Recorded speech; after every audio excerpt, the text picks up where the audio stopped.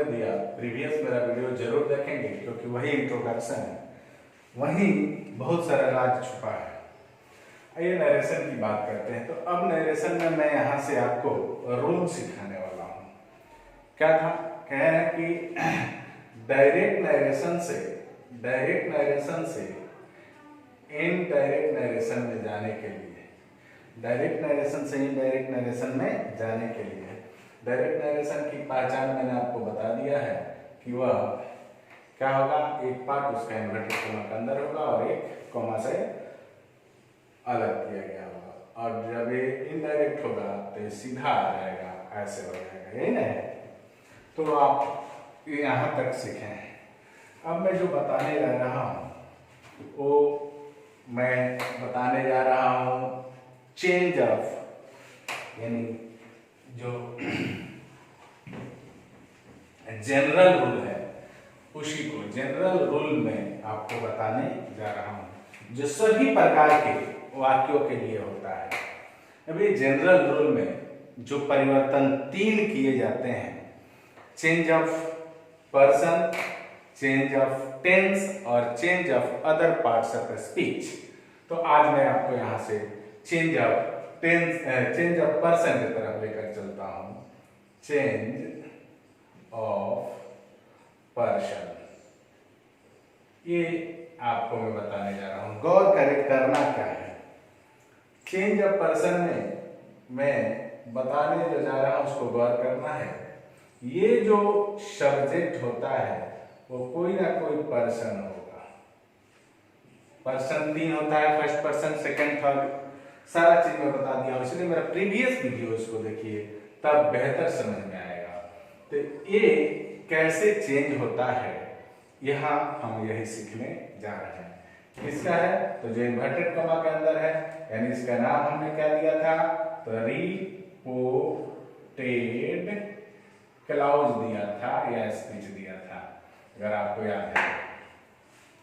तो इसी का हम लोग सीखने जा रहे हैं। तो आइए कहेंगे क्या है, कहेंगे कि डायरेक्ट नरेशन से इनडायरेक्ट नरेशन से indirect narration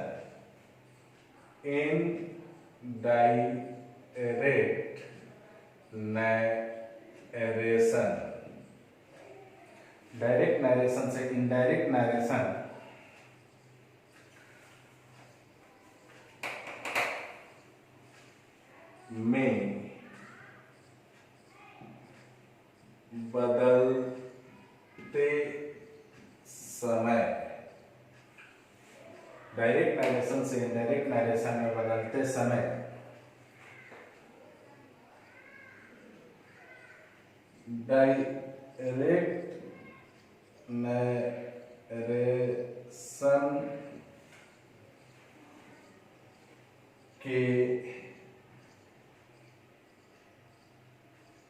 direct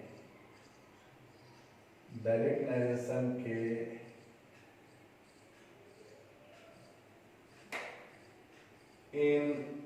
inverted commas के अंदर के प्रोनाउन को सन बटा 123 में बदलते हैं। ये रूल है और ये रूल सभी लोग पढ़े हैं, ऐसा नहीं है। अगर नरेशन आप पढ़े हैं तो ये रूल पढ़े होंगे। क्या है कि डायरेक्ट नरेशन से इनडायरेक्ट नरेशन में बदलते समय डायरेक्ट नरेशन के इन्वर्टेड कॉमा, यानी इस नरेशन में जो इन्वर्टेड कॉमा के अंदर जो पर्सन होता है, यानी जो प्रोनाउन होता है, यही ना प्रोनाउन होगा, कुछ ना होगा, इसी को सन के अनुसार बदलते हैं। अब सन क्या है, सन को समझ लेते हैं कि है क्या। सन माने एस मतलब होता है सब्जेक्ट, और वो सब्जेक्ट कौन, इस सब्जेक्ट की बात हो रही है जो इन्वर्टेड कोमा की बाहर के सब्जेक्ट है, उस सब्जेक्ट के अनुसार। और इसका मतलब होता है, और ये जो वन है इसका मतलब हो गया सब्जेक्ट, और वन का मतलब हो गया फर्स्ट पर्सन, फर्स्ट पर्सन, पहली बात। दूसरी बात है कि ओ का मतलब है ऑब्जेक्ट। अब इस किसकी बात हो रही है, अब इस ऑब्जेक्ट की बात हो रही है, यानी इस ऑब्जेक्ट के अनुसार, यानी ओ का मतलब हो गया ऑब्जेक्ट, और दो का मतलब हो गया सेकेंड पर्सन। चलिए तीसरा बच गया, नो चेंज। अब तीसरा मतलब है अगर यहां थर्ड पर्सन हो, का हो, तीन का मतलब होता है थर्ड पर्सन, थर्ड पर्सन, यानी यहां कोई थर्ड पर्सन हो, यहां क्या हो, थर्ड पर्सन हो। ध्यान से देखना है, थर्ड पर्सन हो तो ये हो जाता है, एन का मतलब होता है नो चेंज। अब ध्यान से मैं आपको इसको क्लैरिफाई कर रहा हूं, यानी यहां फर्स्ट पर्सन हो, फर्स्ट पर्सन मतलब आई हो या वी हो, यही ना होगा फर्स्ट पर्सन जी। तो हम इसके सब्जेक्ट के अनुसार बदलेंगे, यानी यहां अगर मान लीजिए राम है तो यहां ही हो जाएगा, अगर सीता है तो सी हो जाएगा, समझ गए। अगर वही कोई निर्जीव होगा तो हम उसको मजबूरी में इट करेंगे, है ना जी। तो ये रहा। अब दूसरी बात, इसका ऑब्जेक्ट अगर कह रहा है कि इस ऑब्जेक्ट को कैसे बदलोगे, तो इस ऑब्जेक्ट को बदलेंगे किसके अनुसार, सेकेंड, मैंने यहाँ अगर सेकेंड पर्सन हो, सॉरी यहाँ सेकेंड पर्सन हो, मेरे कहने का तात्पर्य समझिए, यहाँ सेकेंड पर्सन हो यानी यू हो, तो इसको इस ऑब्जेक्ट के अनुसार बदलेंगे। यहाँ जो ऑब्जेक्ट होगा उसके अनुसार होगा, जैसे मी होगा तो आई में, मैंने मी का क्या होगा, अगर मी ऑब्जेक्ट है तो इसको आई में बदल देंगे, क्लियर है। अगला बदल, अगर यहाँ थर्ड पर्सन है यानी ही है, सी है, इट है, राम है, श्याम है, लता है, तो नो चेंज, यानी यही रहने, यही रूल कह रहा है। अब मैं इसको आपको वाक्य से समझाने की कोशिश कर रहा हूं। अगर यहाँ तक मेरी बात आपको समझ में आ गई है तो बड़ा आसानी से समझिएगा और आपको समझ में भी आएगा।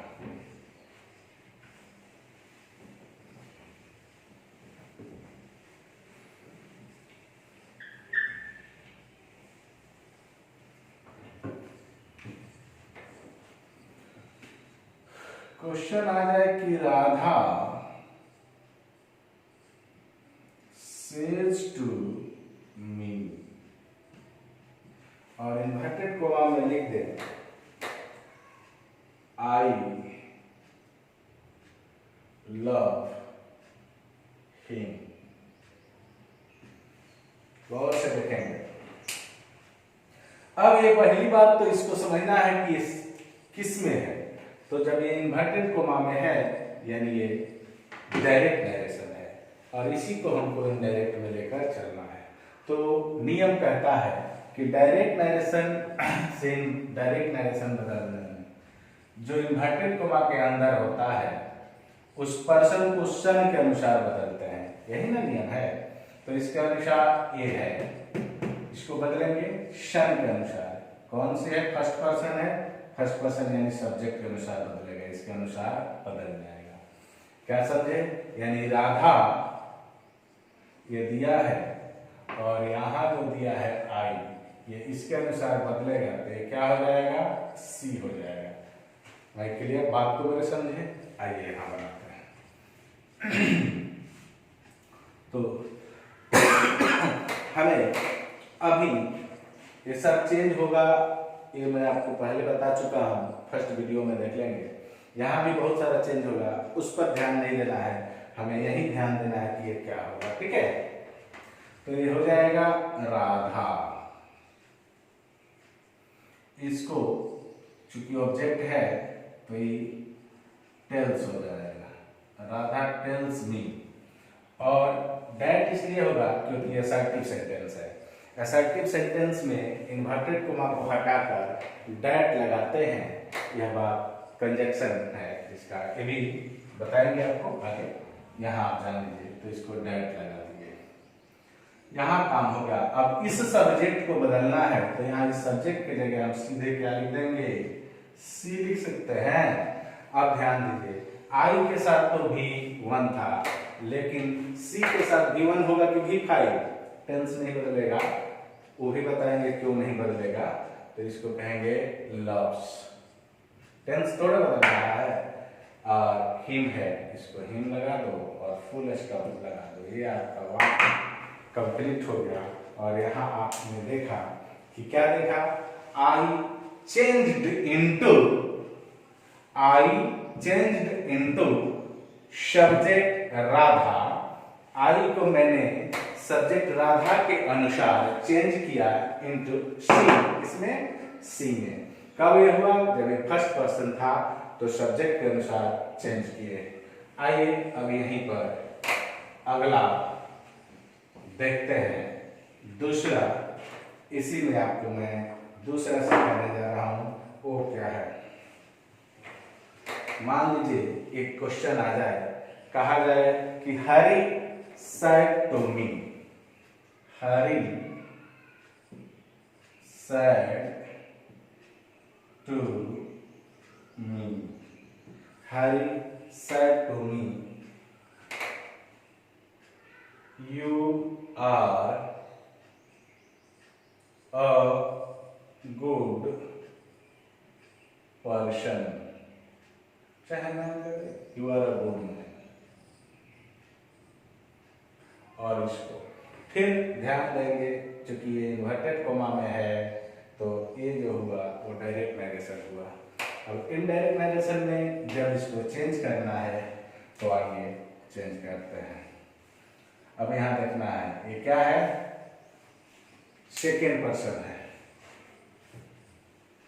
क्या है, सेकेंड पर्सन है। मैंने आपको बताया है कि सेकेंड पर्सन ऑब्जेक्ट के अनुसार, तो ऑब्जेक्ट यहाँ मी है, तो यू को बदलना है इस मी के अनुसार।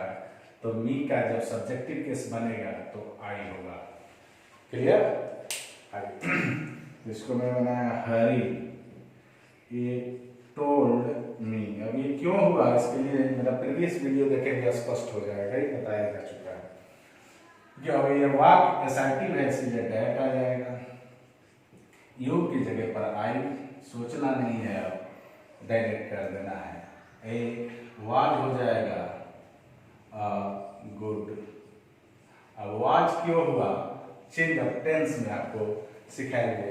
यहाँ आपसे क्या चेंज करना सीखिए, आप यहाँ सिर्फ पर्सन चेंज करना सीख लीजिए। अगर पर्सन चेंज करना आप यहाँ सीख गए तो समझ जाएंगे कि आपको सब कुछ आ गया।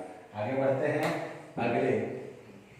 अब एक मैं लेता हूं थर्ड पर्सन का,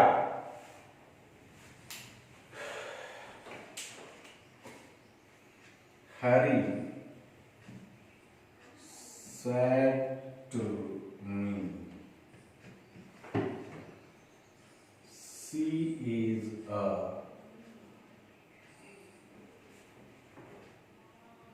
beautiful girl। ध्यान देना है आपको, फिर वही चीज है, क्या ध्यान देना है कि पर्सन बदलना है और पर्सन ये बदलना है जो इन्वर्टेड कोमा के अंदर है। अब यहाँ थर्ड पर्सन यहाँ क्या है, नो चेंज, यानी सी थर्ड पर्सन है इसीलिए नो चेंज। तो सी को किस में लिखेंगे, सी ही रहने देंगे। बात को मेरी समझ में आया?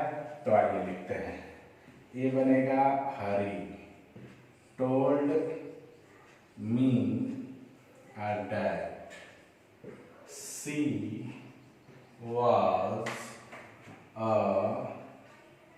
beautiful girl। बात को मेरे समझ में आई आपको? यह स्पष्ट हो गया होगा आखिर कैसे प्रोनाउन को बदला जा रहा है, कौन सा प्रोनाउन बदल रहा है। तो यहाँ का प्रोनाउन जो इन्वर्टेड कॉमा के अंदर है उसको आप बदलना सीख गए। प्रैक्टिस करेंगे दो चार कोई भी किताब लेकर तो आसानी से सीख जाएंगे, इसमें कोई दिक्कत नहीं होगी।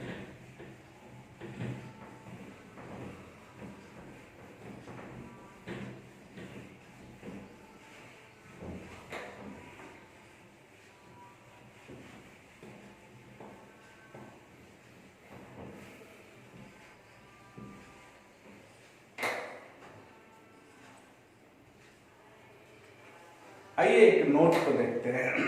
मैं जो बताने जा रहा हूं गौर कीजिएगा। यहां अगर वी दे दे और इस वी से किसका बोध हो, तो इस वी से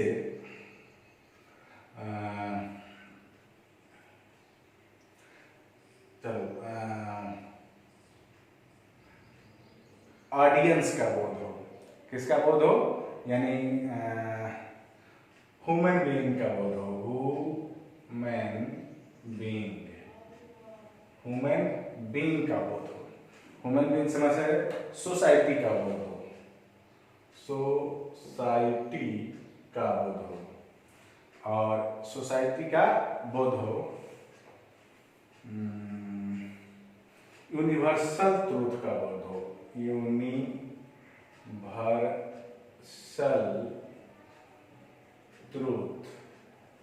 यूनिवर्सल ट्रूथ का बोध हो, या ऑडियंस का बोध हो। ऑडियंस का बोध हो तो इनडायरेक्ट नरेशन में वी को नहीं बदलते हैं।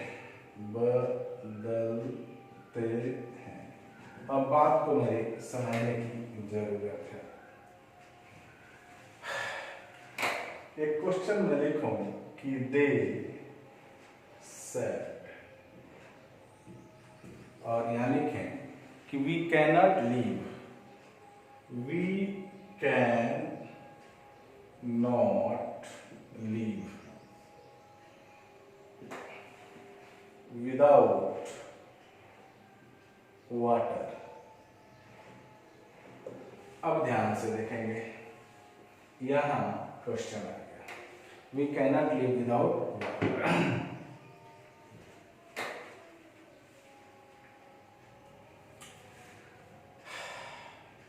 अब यहां वी से किसका बोध हो रहा है? वी कैनॉट लिव, हम लोग नहीं जी सकते, हम लोग नहीं रह सकते।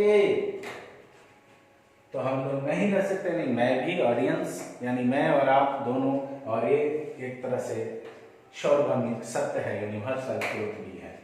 तो जब वीक से इसमें किसी के यहाँ ह्यूमन बीइंग की बात हो रही है, यानी पूरे समाज की बात हो रही है, यूनिवर्सल ट्रूथ भी है, और समझे तो ये ऑडियंस भी है और स्पीकर भी है, इसका बोध हो रहा है। तो ये नहीं बदलेगा। जबकि क्या होता था कि फर्स्ट पर्सन को हम बदलते थे सब्जेक्ट के अनुसार, लेकिन इसको, इस नोट को ध्यान में रखेंगे आप, यहाँ से है ना, इस नोट को ध्यान में रखेंगे तब जाकर आपसे क्वेश्चन बनना प्रारंभ हो जाएगा। आइए बनाते हैं। तो क्या हो जाएगा? दे सेड, इन्वर्टेड कॉमा के लिए दैट, टोल्ड नहीं हुआ, क्यों नहीं हुआ? प्रीवियस वीडियो देखिए, समझ में आ जाएगा। हाँ ये जी, तो क्या हो गया? They said that we cannot live, that we cannot live without water। यहां आपने देखा कि वी का वी ही बन गया। वी हमने सब्जेक्ट के अनुसार नहीं किया। क्यों नहीं किया? क्योंकि यहाँ वी का मतलब क्या है? वी का मतलब यहाँ पूरा यूनिवर्सल ट्रूथ है, या सोसाइटी की बात हो रही है, या ह्यूमन बीइंग की बात हो रही है, या देखा जाए तो ये सर्वभौमिक सत्य है।